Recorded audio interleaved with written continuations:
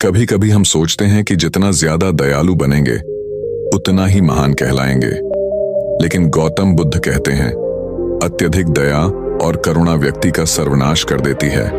आज मैं आपको एक ऐसी प्रेरणादायक कहानी सुनाने जा रहा हूं जो आपकी सोच बदल देगी। काशी नगर में धनीराम नाम के एक सेठ रहते थे। वे बहुत दयालु थे। हर सुबह उनके घर के बाहर गरीब, भिखारी और जरूरतमंद कतार लगाते और सेठ जी सबको भरपेट भोजन और पैसे देते। धीरे धीरे हालात बदलने लगे। गांव के लोग खेतों में काम करने की बजाय सेठ जी के घर आने लगे, क्योंकि यहाँ बिना मेहनत के सब कुछ मिल रहा था। एक दिन नगर में गौतम बुद्ध आए। उन्होंने यह दृश्य देखा और सीधे सेठ जी से मिलने पहुंचे।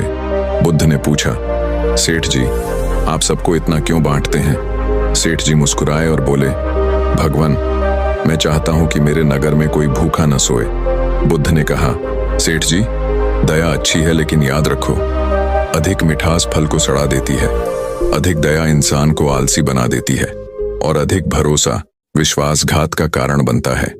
लेकिन सेठ जी गर्व से बोले, भगवान, दान ही सबसे बड़ा धर्म है। कुछ महीनों बाद नगर का हाल बिगड़ गया। लोग काम छोड़ चुके थे, खेत सूख गए, व्यापार ठप हो गया और चोर लुटेरे भी सेठ जी की दया का फायदा उठाने लगे। नगर की समृद्धि बर्बाद हो गई। एक रात चोरों ने सेठ जी का ही घर लूट लिया। सेठ जी निराश और दुखी बैठे थे।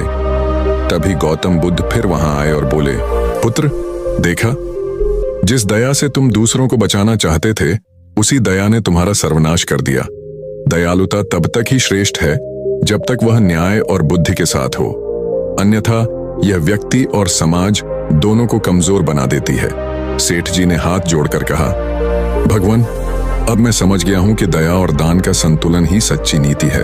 यह कहानी हमें सिखाती है कि दया, करुणा और उदारता जीवन में जरूरी है, लेकिन अत्यधिक दया दूसरों को आलसी और निर्भर बना देती है।